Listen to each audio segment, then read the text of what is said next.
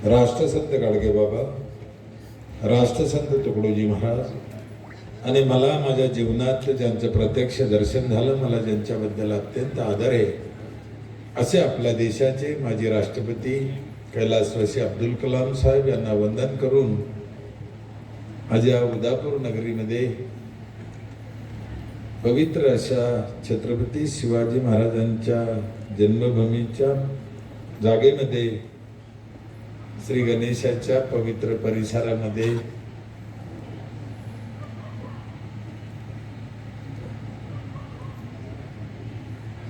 सह्याद्री गणेश मित्र मंडळाने डमडेरे सरांचा जो सत्कार करण्याचं ठरवलं आणि या कार्यक्रमात आम्हालाही आमंत्रित केलं, तुमच्या दर्शनाची संधी उपलब्ध करून दिली, त्याबद्दल आयोजकांचे मनापासून आभार मानतो। कार्यक्रमाला खूप उशीर झाला, आपली 6 ते 8 ची वेळ होती, आता 9 वाजत आले, म्हणजे सगळे राहून संपून गेलेले। काय माणसाची मर्यादा असते, कोणताही कार्यक्रम 2-2.25 तासापेक्षा जास्त पुढे गेला तर कोणालाही तकलीफ होतेच, म्हणून सिनेमा 2 तासाचा असतो। उगाच जागायचं म्हणून जागायचं, ते जागरण रातभर असतं। बघा, काही शिकायचं, आपलं पिरियड जे असते गुरुजीचे 45 मिनिटाचे असते। आता नाईलाज आहे, मी आलो शेवटी, आता त्याला काही इलाज नाही, ड्युटी आहे, एवढ्या लांब आलो, म्हणलं काय ते बोलण्याचे तुमच्या पुढे। या कार्यक्रमासाठी खरं मी आल्यापासून पाहतोय अनेक मान्यवर मंडळी, आजी माजी आमदार, आजी माजी सरपंच, तसं मी इथं कोणाला ओळखत नाही। रत्नपारखी परिवाराने मला ओढ्यात आणलं माहित नाही, त्याच्यात ते राखीताई, काय माहिती, मला एकदम असे आकर्षित झालेलं आहे मी तिला मागच्या 2 महिन्यापासून। भाऊ रत्नपारखी भाऊ जावई, ती पोरगी मला अशीच दिसते, ते कधीपासून, त्या दिवशी ते माझ्या वाढदिवसाला पण आले होते 21 तारखेला। आणि काही माणसं माझ्या आयुष्यभर ध्यानात राहते, मी मोठेपणा किंवा गुणगान करणारा माणूस नाही, पण ती पोरगी हुशार आहे म्हणून माझ्या आठवणीत राहिली, बाकी काही नाही। आणि तिची हुशारी मी एकाच शब्दात ओळखली होती पहिल्या फोनवर। मी फोन केला, त्या साहेबाचा फोन तिने उचलला, उचलल्याबरोबर तिने मला विचारलं, दादा तुम्ही कुठपर्यंत आले? फोन तर नवऱ्याचा। एखादी बाई म्हणली असती, कोण बोलतो, ते घरी नाही, आंघोळीला गेले। मी मला विचारलं, दादा तुम्ही कुठपर्यंत गेले? म्हणलं ही पोरगी आपल्याला पोरगी म्हणून शोभती, हिला आयुष्यभरचं आपलं पोरगी करून टाकू। तेव्हापासून राखीताईला मी मनापासून मुलगी समजतो, मानतो, मानत राहीन। ज्यांचा सत्कार झाला ते गुरुजी बी काही वेगळंच व्यक्तिमत्व आहे, जाणवतं। त्यांनी असं सांगितलं सगळ्यांच्या बोलण्यातून की त्यांचं जीवन कष्टमय आहे, संकट खूप आली। काय संकट मानायचे असते? खरं म्हणजे जीवनात संकट मानायचीच नसते माणसाने, आपण त्याला उगाच संकट म्हणतो। काय गरिबी असली म्हणजे काय संकट असतं का? अपंग असलं म्हणजे काय संकट असतं का? नाही। एक डोळा नसला मग काय संकट मानायचं असतं का? काय नाही, असं काय। मी उलटा विचार करणारा माणूस आहे। तुम्ही सगळेजण ज्यावेळेस सायलीच्या बाबतीत बोलत होते त्यावेळेस मी असा विचार करत होतो की गुरुजीची सायली त्याच दिवशी गेली। आजही तुम्हाला ठामपणे सांगतो, कुणाला पटलं ते घ्या, नाही मला वाटलं ते मी सांगत असतो। सरांची सायली त्याच दिवशी वारली, राहिली ती आजच्या पिढीच्या तरुणांचा आदर्श, ती त्याच दिवशी गेली, त्यामुळे त्याचा काय विचार करायचा? बघा, तुम्ही चांगला विचार करा, हिच्याकडे पहा ना आजच्या पोराकडे पहा। म्हणून परमेश्वर ज्या घटना करत असतो ना, का करतो आपल्याला कळत नाही, चांगल्यासाठीच करत असतो। मी आज एक जुनं, त्याला कोणी अंधश्रद्धा म्हणा काय म्हणा, व्हॉट्सअपला वाचलं, ते हनुमंतराय रामायणातला होता ते सीताला मारायला रावण गेला आणि हनुमंतराय तिथं होते. त्यांना वाटलं आता माझ्याशिवाय सीताला वाचायला कोण नाही, पण मंडोदरी तिथे आडवी आली आणि तिने त्याला सगळं सांगितलं रावणाला आणि त्याने काय केलं नाही. मग हनुमंताला वाटलं की मी उगाच म्हणत होतो, मी नसतो तर काय झालं असतं.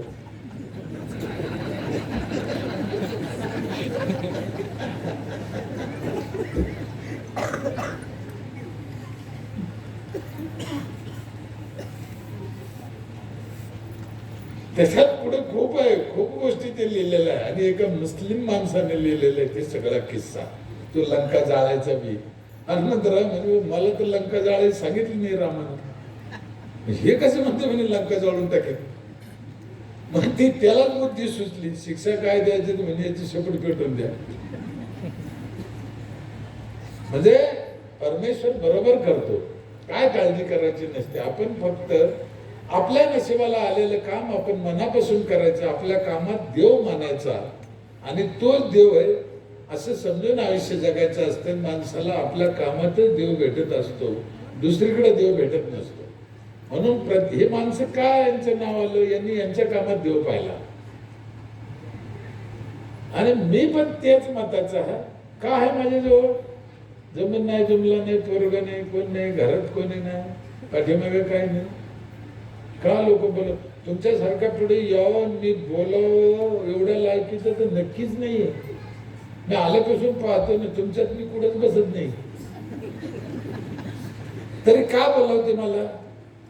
मी माझं काम मनापासून केलं, तुमच्यासाठी काही विषय नाही हा. म्हणजे समाज कशाचा आदर करतो हे नाही सांगितलं. सिद्धांत तुमच्यापासून शिकावं. त्या मुस्लिम सरदाराची पोरगी सापडण्यात म्हणे नक्की शिवाजी महाराजांनी नेली, आणि ते म्हणे त्यांनी जर नेली असेल तर सुरक्षितच असेल. ही सिद्धांत तुमच्यापासून आम्ही शिकावं. काय ते सिद्धांताची सीमा आहे का हो.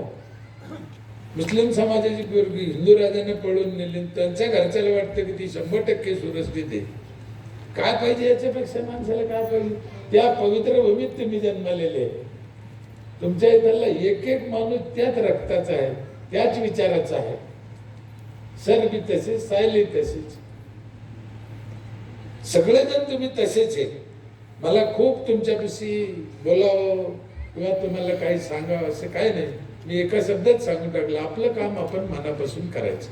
तेच मी करतोय, केलंय. जसे तुम्ही रिटायर झाले, आम्ही रिटायर झालो 7व्या वर्षी, 65व्या वर्षी झालो मी. तो मी कायम सांगतो 5 वर्ष मी ओढून घेतले. 7व्या वर्षी माणूस रिटायर होतो, माझा 65वा वाढदिवस झाला. किती करायचं आणि एकच कशासाठी करायचं. वेगवेगळे काम आहे आपल्याला, वेगवेगळे जीवन आहे. परमेश्वर तुम्हाला बरोबर काही ना काही कारण आपल्याला ती दिसत नाही. आपण फक्त इच्छा करायची, इच्छा करा. इथे बसलेले सरपंच सदस्य, आजी माझी, तुमच्या माझी सरपंच ताई पुण्याला शिर्डीला भेट झालेली, आमच्या हाताने त्यांना पुरस्कार पण मिळालेला आहे. इच्छा केली तर होतं. इच्छा केलं पाहिजे, त्या रस्त्याने चाललं पाहिजे. इच्छाच उदाहरण तुम्हाला रामायणातलं सांगतो. एकदा ते रामाची बायको सीताने इच्छा व्यक्त केली होती, म्हणे मला चोळी शिवायची. कशाची? हरणाच्या कातडीची. काय कारण? त्याचं कारण काय होतं हरणाच्या कातडीची शिवायची कारण माहितीये? की ते कातड सोन्याचं होतं. सोन्याचं कातड आहे. तिची इच्छा झाली मला ती सोन्याची चोळी शिवायची. तिच्या कधी ध्यानीमनी नसेल, तुमच्या नाही ना आमच्या नाही. काय इच्छा झाली? सोन्याची चोळी शिवायची फक्त त्या कातडीची. देवानं जेच उचललं तिला फार सोन्याच्या लंकात नेऊन टाकलं.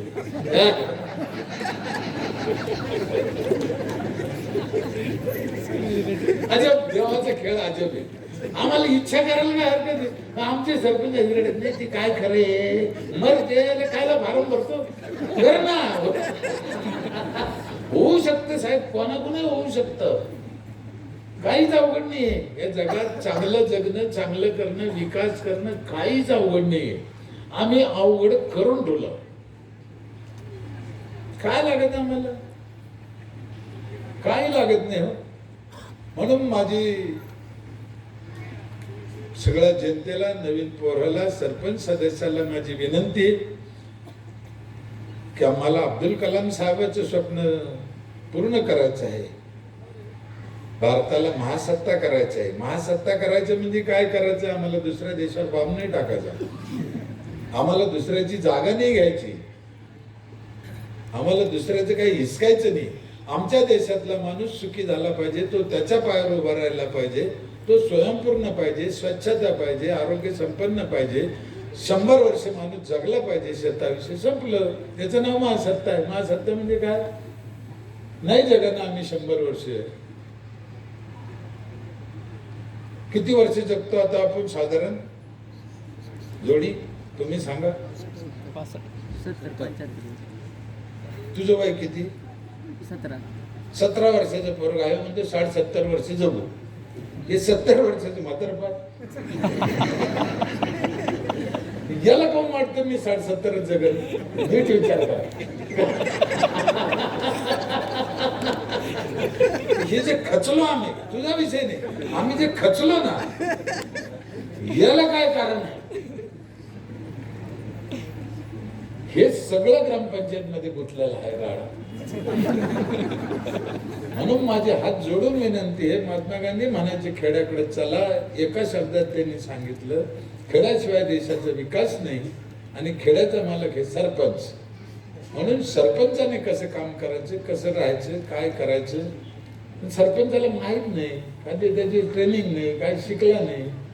भाऊबंदकीसाठी सर फॉर्म जर भरला असेल लयच अवघड आहे ना. आणि मला इतके सरपंच भेटते ना, कधी कधी एखाद्या सरपंचाला असं हाना वाटत काय करायचं, काहीच माहित नाही. बरं आता मी मला रोज फोन येते, रोज 10-20 साहेब आम्ही निवडून आलो, तुमचे नाव घेतलं, तुमचं पॅनल केलं, आता काय करायचं आम्ही? आता कळतच नव्हतं. भारत काय त्याला करायचं काय गरज. अनुभव आले निवडून चांगली गोष्ट आहे, पण करा ना, लढा ना. लयच इज्जत घातली हो सरपंचाने.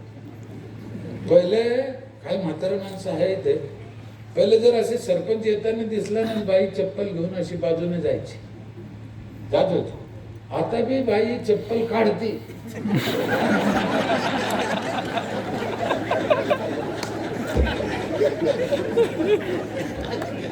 कारण वेगळा. आम्हीच आमची लाज घातली. त्याच्यात मिळू भाऊ फुलांना ती एवढा रंगून ठेवला. नुसते सरपंच म्हणलं तरी लोकाला. पण काळ बदलत चाललाय. या 2-5 वर्षात सरपंच का मी म्हणून नाही, मी स्वतः बोलतो म्हणून गर्व म्हणून नाही, पण सरपंच काय करू शकतो हे महाराष्ट्राने चांगलं पाहिलं. पुरी गेलेली इज्जत वापस आली. सगळे सरपंच कामाला लागले, करू आले.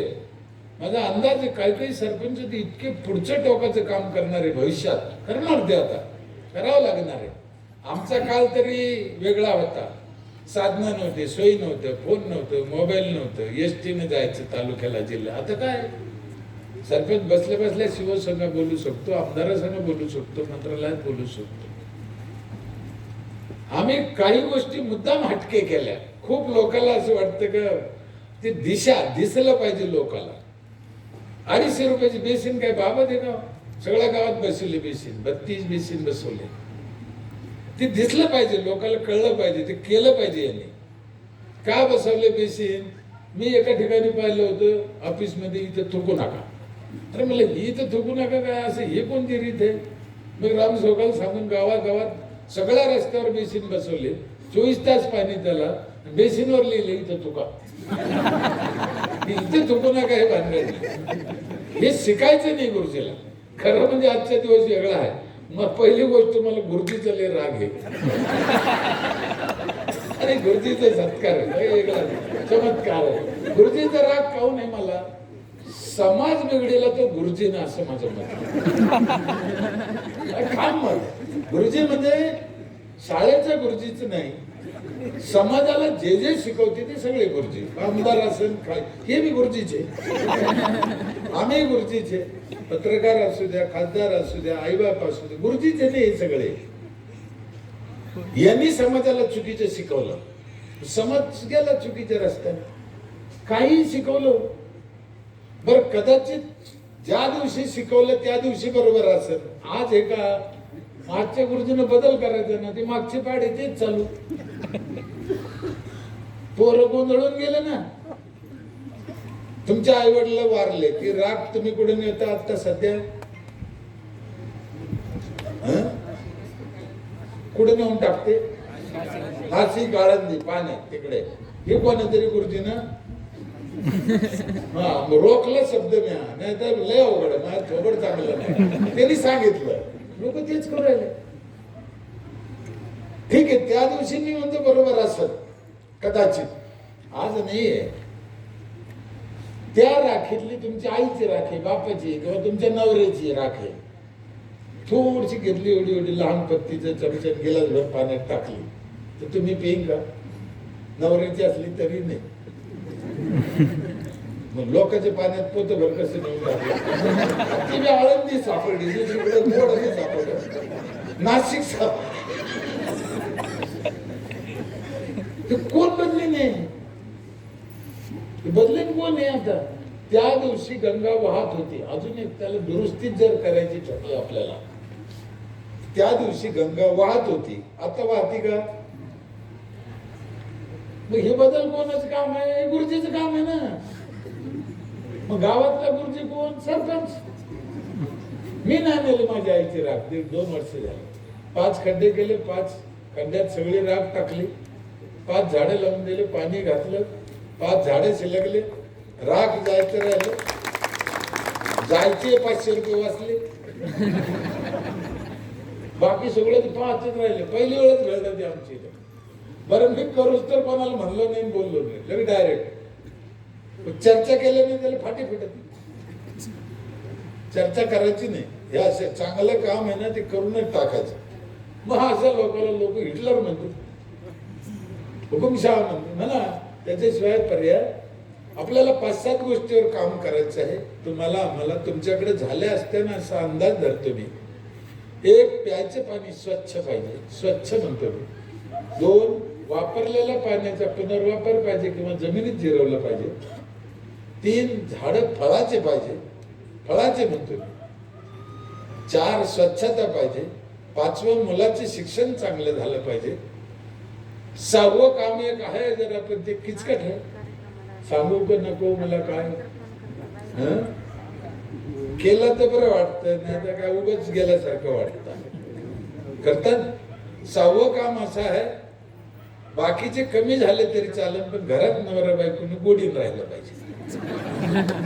हे मी सांगायचं पाहिजे. आता कोणीच गोडीनं राहत नाही नवरा बायको. मला काय कळत नाही, काही दिवसांनी लग्न बी होते की नाही होते का? एकमेकावर विश्वास नाही. किती लोक बायको कशी पैसे ठेवते, वर हात करा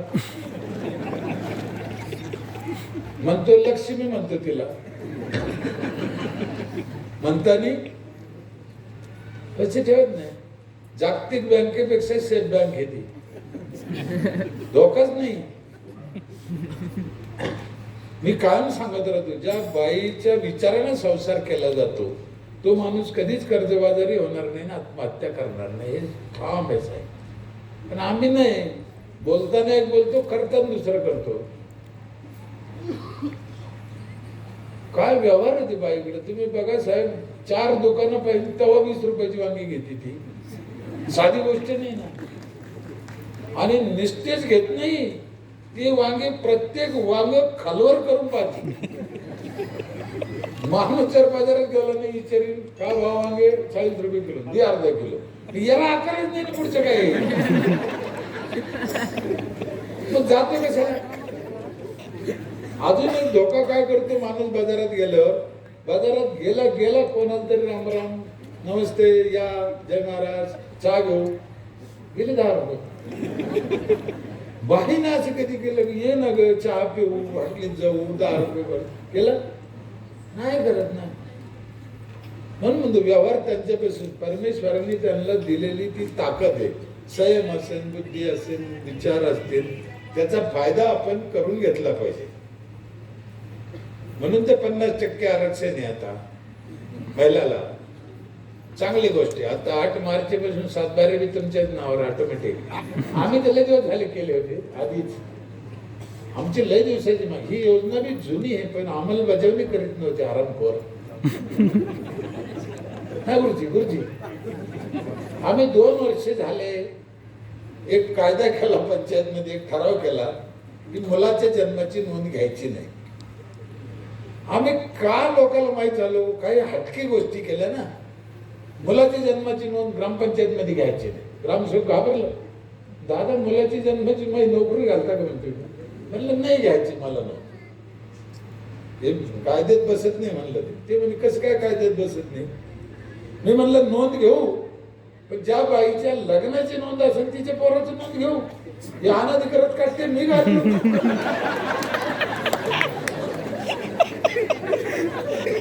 हे म्हणजे हे बरोबर आहे. तसंच पुढे बाईची नोंद पुढे लिहायचं पोरग. त्याचा परिणाम असा झाला साहेब, लग्नाच्या दिवशी तशीच येते आता, लिहा आमचं लग्नाची. अख्खं गाव 18 पगड जाती सगळा समाज पहिल्या दिवशी नोंद करू राहिला. त्याचा फायदा असा झाला, तिची जोडा लागायची म्हणून 18 वर्षाच्या आतल्या पोरीचं लग्नच होईना ना आता. की फायद्यात फायदे राहते. बालविवाह व्हायचा विषयच कुठे आला. हे गुंता आहे. म्हणून जर तुम्ही कायद्यानं वागले, आपल्या घटनेप्रमाणे जर वागले, तर गुंते बाकीचे ऑटोमॅटिक सुटत आहे. पण आपल्याला कायदा मान्य नाही, घटना मान्य नाही, हुकुमशाही मान्य नाही. मला जे वाटेल तसे करीन, मला असं नाही चालत ना. तुम्ही सगळे शेतकरी लोक आहे. आपण ते गाईच्या वासरू बैल कितव्या वर्षी शेतीला धरतो, अंदाजे 3 ते 4, 5 लय 5 लय झाले. पण नाही समजा त्याला 8-9 वर्ष नाही धरलं, चालणारच नाही. नुसतंच चालणार नाही, चालणार दुसरं. आणि तसे झाले लोक निपो राहतात. यांना वेळच गुरुजीने धरलं नाही, हे कोणला दुसरे आणते. समाज बिघडला ना साहेब. मग चूक कोणाची, वेळेवर न धरणारच. आम्ही आमचे तेच केलं. लोकांना सुरुवातीलाच पकडला. समाज कसा आहे त्याचा अभ्यास पाहिजे, त्यांच्यासाठी काय करायचं आपण ठरवलं पाहिजे ना. काठी मोडली पाहिजे, साप मेला पाहिजे. 10 वर्ष झाले आम्ही झेंडावंदन करत नाही. आमच्या इथं झेंडावंदन करत नाही म्हणजे सरपंच सदस्य नाही करीत. जो पहिल्या दिवशी टॅक्स भरतो त्याच्यात 2-4 चिठ्ठ्या त्याच्यातल्या काढतो. 26 जानेवारी, 15 ऑगस्ट, 17 सप्टेंबर, 1 मे त्याच्या बायकोच्या हाताने झेंडावंदन करतो. आम्ही नाही करत. लोक पहिल्या दिवशी पैसे भरायला पडत 1 एप्रिलला. बरं काय हरकत आहे त्यांच्या हाताने झेंडावंदन केलं तर. पहिल्या दिवशी 1 एप्रिलला पावती फाडणारा नागरिक हा प्रथम नागरिक नाही का? कधी कळायचं आम्हाला हे? सरपंचांना माकडं दोरी वाढ असं काही मान आहे का? काय त्याच्यात काय ओढू नये असं नाही, पण तुम्ही जोडा असं काही हे नाही. लेकराचं कौतुक बापाने करावं असा देश आपला. ही बी तीच पद्धती इथे लागू नाही होत का? आमच्या खातेदाराकडून आपल्या गावातल्या माणसाकडून जर आपल्याला झेंडावंदन करता आलं, सरपंचांनी डोळे भरून पाहिलं, आनंद आहे ना. हो काय प्रॉब्लेम आहे? पण आपलं मनात सगळं कचरा जमा झाला ना. एकदा नजर साफ झाली, मन साफ झालं तर मग कुठे अडचण येत नाही माणसाला. 4,000 रुपये टॅक्स घेतो मी एका घराकडून. 750 घर आहे, 30 लाख रुपये टॅक्स वर्षाच्या सुरुवातीला जमा होतो. मार्च चालू आहे आता. मार्च एप्रिलला अजून 1 महिना बाकी आहे. मला माझ्या माहितीप्रमाणे 3 का 4 लोकांनी पैसे भरले. फेब्रुवारीत भरले. का भरू राहिले ते लोक पैसे? मस्ती आले की ते त्यांना पक्की गॅरंटी आपण भरलेल्या पैशाच्या पै ना पैचं काम आपलं होतं आणि आपण घाट्यात जात नाही. उलट आपली इज्जत आहे. माझ्या इथे काही महिला अशा आहेत, शेवंताबाई गायकवाड, मालमबाई कारले, ममताबाई मुचक, छबाबाई राते, बिजलाबाई, शशिकलाबाई पेरे, बिजलाबाई मुचक. यांना नवरा नाही, मुलगा नाही, शेती नाही. चमत्कार आहे हा. नवरा नाही, मुलगा नाही, शेती नाही, हे घरकुलाच्या घरात राहते. यांना कोणीच नाही, एकटेच राहते. त्याच्यात एक अपंग आहे, मजुरी करून पोट भरते आणि 1 एप्रिलला 4,000 रुपये भरत्या. हो कायचे काय अंगाला काय काय.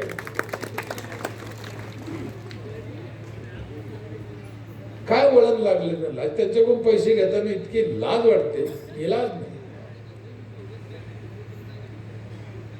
4,000 रुपये घेतो आम्ही. काय देतो 4,000 रुपयात? 4 प्रकारचं पाणी, साधं पाणी, आरोचं 20 लिटर पाणी, मध्यम पाणी जायकडून आणलेलं, आणि आंघोळीला पहाटे 5 ते 8 गरम पाणी येतं नळाला. बाईने चुलीवर पाणी तापायची गरज नाही. आपल्याकडे लाकडं तोडू नका सांगणारे गुरुजी लई, पण चुलीत काय घालायचं कोणी गुरुजी सांगत नाही. गुरुजीचा राग म्हणून आहे.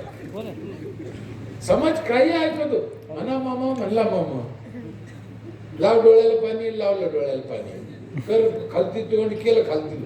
हे बघा डोळ्याला पाणी खाऊन लावते बरं, सांगा माहितीये कोणाला? तुम्ही लावलं की नाही? म्हणजे आपल्याला एकच घ्यायचं त्याच्यातून, गुरुजीचं लोक ऐकते की नाही? ऐकते ना. ही एवढी कंपनी लग्नाच्या दिवशी सगळ्यात पहिल्या जणी लग्न झाल्या घरात येताना, गृह प्रवेश करताना काय करत्या? इकडं महापॉलिटिक्स तांबट होत्या, काय त्याला ठोकर राहत्या, घरात झाल्या. काऊन? का बरं? कोणी एकीला माहित नाही. मागच्या ठोकरला पुढची ना ठोकरला, त्याला काय कोणातरी गुरुजीनं हे सांगेल. आम्ही काय चालू केलं आमच्या इथं, पहिल्या दिवशी नवरदेव नवरीनं दरवाजात एक झाड लावा, मग घरात चालू झालं. ते झाड मोडत वाटतं तुम्हाला? नाही. ते म्हातारीला शिवाय दिल्या होत्या. नवरीला खड्डं करायला लावतो म्हणजे मेलं, तुला काय वाटतं? कधी वाटतं? तोच काम आहे म्हणलं. हा माझ काम आहे. ही नवीन पद्धत आहे म्हणलं, गुजरातून आली. आपल्याकडची पद्धत नाही. काय पद्धत आहे म्हणे? म्हणलं पहिल्या दिवशी नवरदेव नवरीने दरवाज्यात झाड लावलं तर लेकरू बाळ जगत जगतच नाही. असं आहे का म्हणे? म्हातारी गुरुजी कसं पाहिजे? समाजाने ऐकलंच पाहिजे. आणि मी खोटं नाही सांगितलं. नाही लावलं झाड तर नाही जगायचे लेकरं बाळ, हे सत्य आहे. आम्हाला काय शिकलं? या जगात जन्माला आलेला माणसाला सगळ्यात आधी आईचं दूध लागतं शिकवलं. खोटं आहे. आई मेली तरी पोरग जगतं. सगळ्यात आधी जन्माला आल्यावर त्याला लागतो तो ऑक्सिजन. कुठून मिळतो? झाडातून. 4 झाडं लागते म्हणजे एका माणसाला जगायला. मग विचार करा, आपल्या लोकसंख्या किती, काय दर गावाने विचार करा. त्यातले त्यात फळाचे लावा. बरं 84 लाख जीव. आपण हिशोब करताना काय करतो? आपल्या देशाची लोकसंख्येचा हिशोब काय करतो आपण? 125 कोटी धरू. 125 कोटी लोकसंख्या नाही आपल्या देशाची. मापच नाही, त्याला माहितीच नाही कोणाला किती साप आहे, म्हशी किती, गाई किती, कावळे किती, ढोर किती, पाखरं किती, कोणाला माहिती आहे? त्याला ऑक्सिजन लागत नाही का? त्याला झाडं लावता येते का? कुत्र्याला, डुकराला, गाढवाला नाही. मग त्यांना मापात धरावं लागेल की नाही? कुत्र्याला झाडं लावता येत, गाढवाला बी, डुकराला बी. ज्याने आतापर्यंत लावलं नाही, हो कुत्रे डुकरे ना लावित नाही, पण उकरून टाकते लावलेलं. मग माणसाची जिम्मेदारी आहे ना ते करायचं. त्यातलं त्यात फळाचे लावा म्हणतो मी. माझ्या इथे आम्ही तेच केलं. 2-4 हजार तर नारळ आहे, रस्त्याला पोरं तोडून खाते नारळ. सीताफळ आहे. आमच्या स्मशानभूमीत यावर्षी 80 क्विंटल जांभळं निघाले. स्मशानभूमीत, पोरण गोया स्मशानभूमीतच खायला. का नको? करा ना. मी गावगाव सांगतो फळात झाडं लावा, फळात झाडं लावा. मला लोक सरपंच म्हणते साहेब फळाची झाडं लावू, पण पोरं ठेवायचीच नाही. इतकी चीड येते. एवढा जर पोराचा राग आहे, मग तो कुठं ना तरी खायला करता, काही गरज पडली त्याच्यावर. कसं पोरा नाही पळत ओढून काय तुम्हाला तकलीफ काय आहे मला कळत. आमचा हा संकुचितपणा गेल्याशिवाय देशाचा विकास होणार नाही साहेब. आम्हाला कमी कशाची नाहीये, आमच्या डोक्यात आमच्या मनात कमी आहे. आमचा प्रॉब्लेम तिथं आहे. नाही तर आम्ही कोणाचे लेकर आहे काय नाही आमची इथं. मी एका ठिकाणी बोललो होतो, तो संडासचा विषय निघाला होता. तुम्हाला संडासची सांगायची गरज नाही, तुम्ही लय पुढचे. पण मी रायगड किल्ल्यावर हे किल्ल्यावर जाऊन पाहिलं, छत्रपती शिवाजी महाराज त्या काळात संडास वापरत होते. काय अकलीच्या पलीकडे 400 वर्षापूर्वी आमचा बाप संडास वापरत होता. लाज वाटायला पाहिजे आम्हाला. आम्ही अजूनही त्याच्यावर बोलवतो, 12,000 द्या म्हणतो. त्याच्यातही सरपंच खातो म्हणलं ते थोबड संडासात ते खाव कुडाचे मी काय हक्कल पाहिजे ना, संडासात खातो म्हणले. पुन्हा ते लेकर मी बोललो होतो ते वाक्य सांगतो. ज्या वेळेस छत्रपती शिवाजी महाराज संडास वापरत असतील, 1600 मधली घटना, 1600तला काळ तो, इथे तुम्ही उल्लेख केला ना आता ते अमेरिकेचे अध्यक्ष ट्रम्प बिरम आता झालं ते बायडेन काय.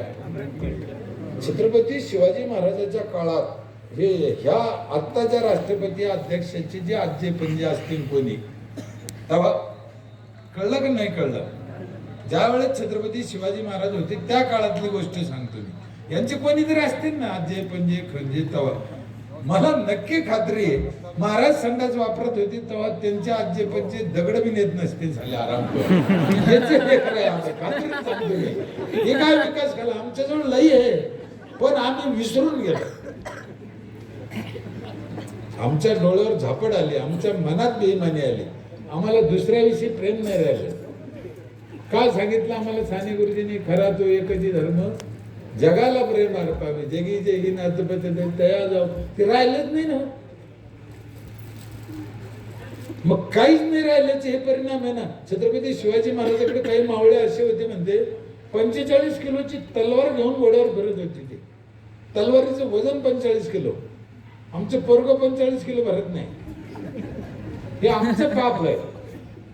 आज मी जपानमध्ये 100 वर्षाचा माणूस काम करतोय, 100 वर्षाचा माणूस काम करतोय, कष्ट करतोय. हे देशावरचं संकट आहे साहेब. ही जर 30 आणि 40 किलोची पोरं जर राहिली कसं व्हायचं पुढं. आणि 70 वर्षात जर एवढं मागं आलो आम्ही, आणखीन 70 वर्षांनी काय होईल. अर्ध आयुष्य कमी झालं म्हणलं, याच्यातलं अर्ध गेलं खाली काय राहील याच्यात. एवढं पोरं त्या अंगणवाडीच्या ताईला शाद येते. आता कुपोषित पोराच्या अंगणवाडीच्या ताईचं काही संबंध आहे काही काय नाही. आजूबाजूचे देश टपून बसले आपल्यावर. आणि मी एक अभ्यास केला, मी स्वतः 20 देशात गेलो आतापर्यंत. जगाचं ज्ञान, जगाची संपत्तीचं मूळ भारत आहे. आमच्यापाशीच सगळं आहे. हे नाही घेऊ त्या आखातात दुबईला तिकडे ते हजला जाते आपले मुस्लिम बांधव. काय तिथे विचारलं पाऊस कधी पडला, 5 वर्षे झाले म्हणे साहेब, तेव्हा 5 मिनिटं पडला होता. सत्य घटना आहे. मी जेवढं मी तुमच्यापाशी बोलतो, माझ्या मुली शपथ खाऊन सांगतो, मी आयुष्यात कधी खोटं बोलत नाही. माझे 2च नियम आहे. एक, आयुष्यात कधी खोटं बोलत नाही, आणि दुसरा, आयुष्यात कधी हरामाचे 10 रुपये खात नाही. एवढंच भांडवल आहे आपल्याविषयी, काय नाही दुसरं. बाकी फकीर. तिथे विचारलं तर ते म्हणे 5-5 वर्ष पाऊस पडत नाही. नळाला 24 घंटे पाणी आहे. इथे गावाहून चालले, नळाला येत नाही. का हलकडे जाऊन मला आले नळाला कसं येत नाही आमच्या. त्याचे अनेक कारण आहे ना. नळाला तोटीच नाही. आहे तोटी नाही, मीटर नाही, पाणीपट्टी भरेल नाही. कोणाच्या नळाला येते तर कोणाच्या नळाला, कोणी म्हैस धुते तर कोणाला प्यायला नाही. मग लोक काय म्हणते, सरपंच तोंड पाहून काम करतो, त्याला ते दिसतं ना. आम्ही काय केलं, त्याला मीटर बसून पाण्याला ज्याला पाहिजे तेवढंच घ्या. एक बाई वर उभं राहते घरून, एक खाली. वरची टाकी भरली ती वरून आली होती, अगं भरली खालची बंद करते. हे तसे आहे कधी घे. हे गावातले 4-4, 5-5 हजार रानडुकरं सांभाळायचे सोपं काम आहे काही. सरपंच पक्का हलकट पाहिजे, वरून आतून चौकून काळा पाहिजे, फक्त त्याचं मन आईचं पाहिजे. हे तसे ऐकणार नाही हे लोक. मी जे बी काम केले कपटपणाने केले. आणि आपल्या देशात 2च लोक सक्सेस झाले, एक श्रीकृष्ण भगवान, दुसरे छत्रपती शिवाजी महाराज. यांनी साम दाम दंड भेद सगळं वापरलं. नाही ते शिवाजी महाराजांच्या काळात कोणती योजना होती का? हाफ तिकीट होतं, संडासला पैसे होते, गरोदर बाईला काय होतं, नाल्या होत्या, गटर होतं, राज्य काय नव्हतं. काऊन राज्य चांगलं होतं? तिथे 2-3 गोष्टीवर राज्य उभा होत होते. एक, ते तोंड पाहून काम करीत नव्हते. प्रत्येक माणसाला त्याच्या पायावर उभा केलं. जाती जातीचं राजकारण नाही केलं. लोक त्याच्या मनात जगले मस्त. आता उलट झालं, योजना एवढ्या तोंड पाहून काम करते, जातीत भांडणं लावते आणि माणसं अपंग गेले.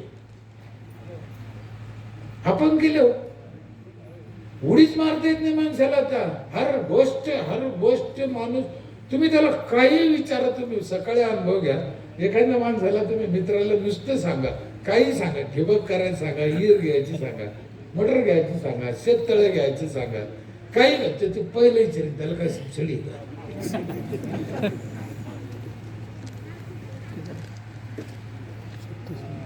काही दिवसांना लग्न झाल्यावर तर 2-4 वर्षांनी एखाद्या पोराला विचारलं ना, भाऊ तुला काही अजून लेकरू बाळ नाही, ती म्हणे सबसिडीच नाही भेटली.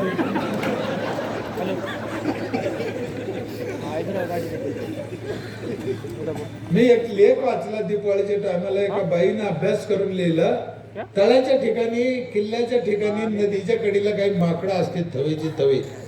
पर्यटन ठिकाणी लोक तिथे जाते, ते माकडाला शेंगदाण टाक, बिस्कुट टाक, केळं टाक, यांना वाटतं पुण्य झालं, टाकतेच लोक. आपण टाकतो, काय त्याची नवल नाही. त्याचा सर्वे झाल्यानंतर ते असं कळलं, त्या माकडाला ह्या झाडावर उडीच खाता येत नाही. आता सारं आहे ते मिळेल खायला. तशी गत झाली आपली. आता काहीच करता येत नाही आपल्याला. सबसिडी योजनामुळे सगळा आपला प्रॉब्लेम झाला. तर योजना अशा उलट्या सुलट्या आहेत. 60 वर्षाच्या माणसाला एसटी अर्धे तिकीट आहे, शाळेच्या पोराला एसटी नाही. योजनाचा बी अभ्यास करे ना. म्हणून अनेक लोकांनी, सरपंचांनी, जे राज्यकर्ते, जिल्हा परिषद, पंचायत समिती, आमदार, खासदार, काही गोष्टी बदल करण्याची आता काळाची गरज आहे. पहिलं कोण चुकलं चुकू द्या, आता आपल्याला गरज आहे. कितीतरी गोष्टीची गरज आहे. म्हणून मी काम करताना वाकड्या पद्धतीने करून घेतलं. एकदा वडाची झाडच लावून घेतली होती बाया, 30-40-50 मिनिट. बायाला काय सांगितलं, वड सावित्री पौर्णिमेला वडाची पूजा करणं लय पुण्याचं काम आहे, करा. माझा भरोसा नाही त्याच्यावर. पण म्हणलो, दौंडी दिली लाऊडस्पीकर मध्ये, वड सावित्री पौर्णिमेला वडाची पूजा करणं लय पुण्याचं काम आहे. पण आपले वड पूजा, दुसऱ्याची पूजू नका. वर लावले ना आपले वड, कोणा कुंडीत लावला, कोणा शेतात लावला, कोणा खाड्यात लावला. काय चूक सांगितलं, आपलं वड पूजा. या लोकांकडून ह्याच पद्धतीने काम करून घेणं गरजेचं आहे. हे सहजासहजी ऐकणारे लोक नाही. जिथं काय करता येईल यांच्यासाठी तिथं 4,000 रुपये घेतले, पण 4 प्रकारचं पाणी.